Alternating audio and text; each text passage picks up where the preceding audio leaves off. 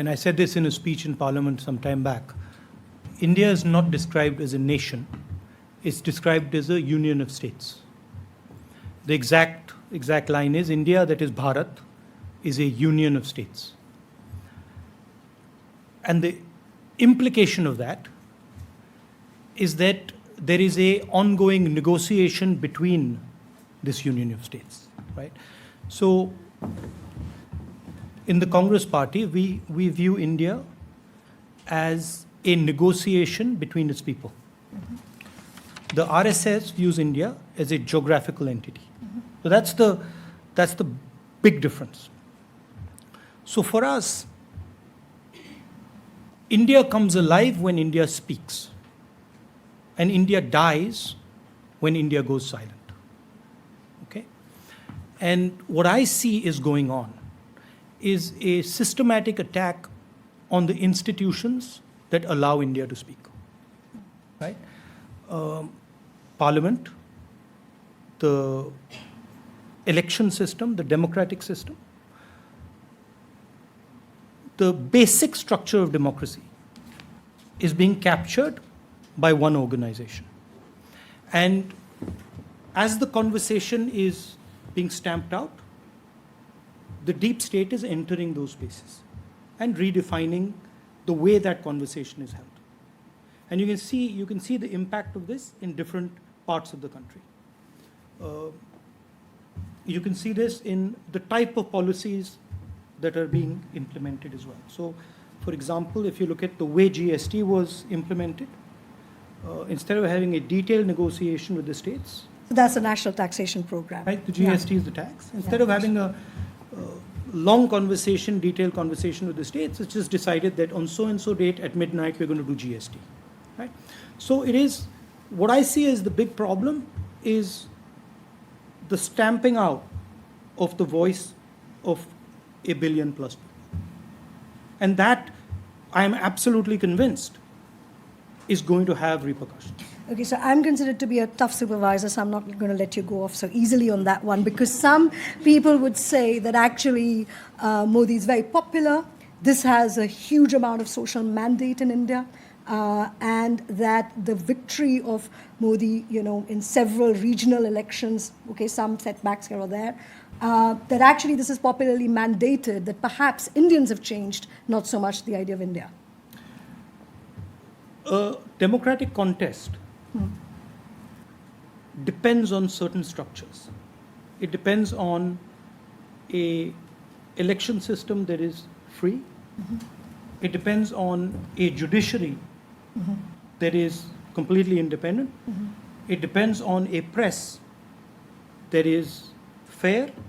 And very importantly, it depends on the type of money that different political formations have. Mm-hmm. Right? So, if we are fighting an electoral contest, and we are fighting the institutional structure of India, right? We have taken things to the Election Commission, and we get no response, right? There are you can see the press in India. I mean, the press, if you look at the television in India, there's one gentleman who's on it all the time, nobody else, right? So, I mean, we know, yes. That's, you see one gentleman there, and he's the only gentleman who occupies that space. Now, in a sort of 21st century environment, where your means of communication is media, where your means of communication is social media, and they have total dominance over those, of course it will affect the mandate.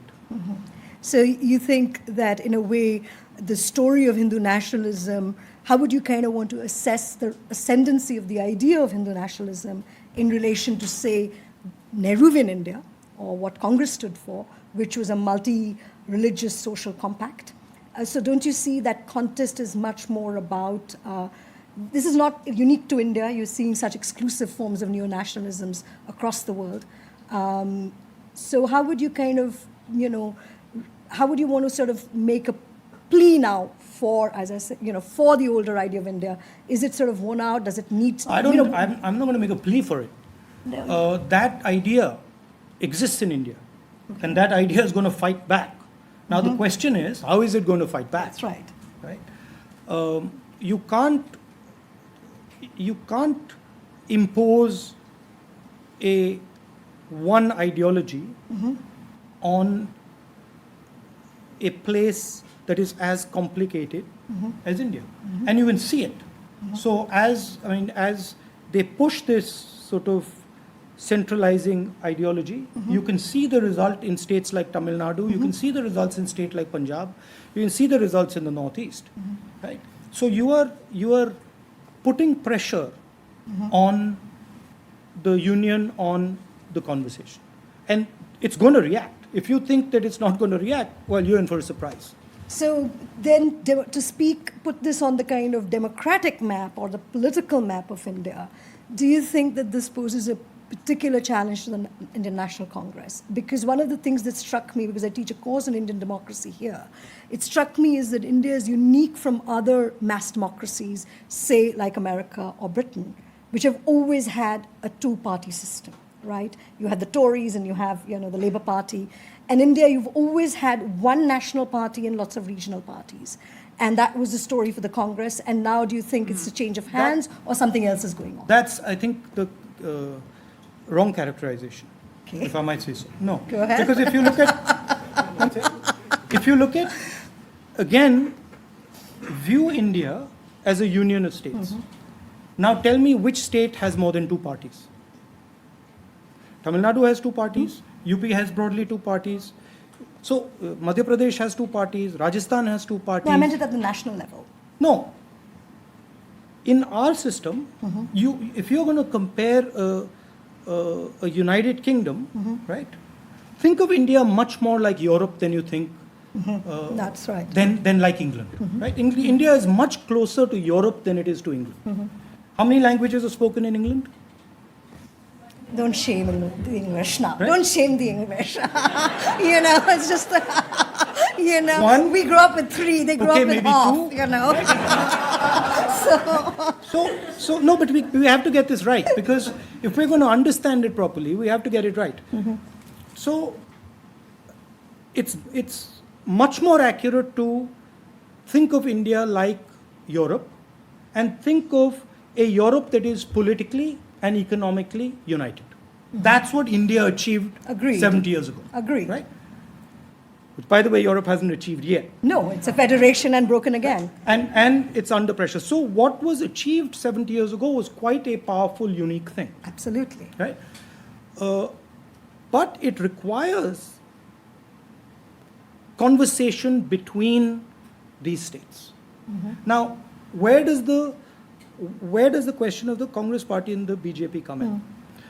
The National Party, right, is the party that stitches up the conversation. That's right. Right?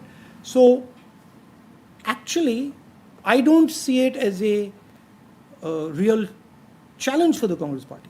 I see it as a huge opportunity for the Congress Party if the Congress Party reacts to it properly. Right?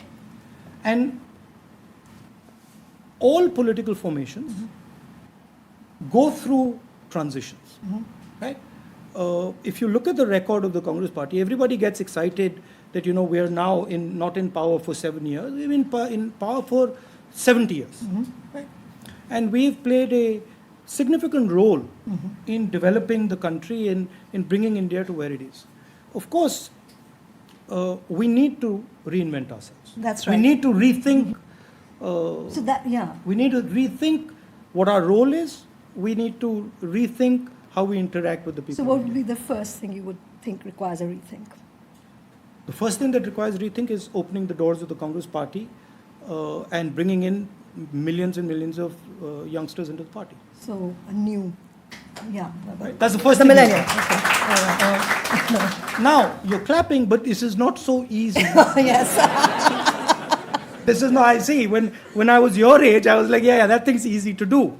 Yeah. But after a while, it's not so easy to do. It can be done, it takes time, but it's not so easy to do.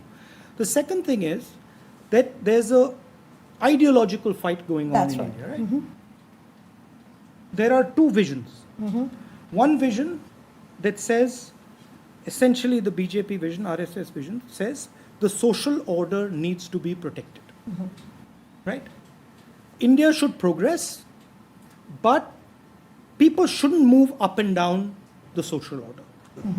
And what we are saying is that one man, one vote, everyone should have equal opportunity, everyone should have equal access. This is a contest. No, I get that, and that takes me straight to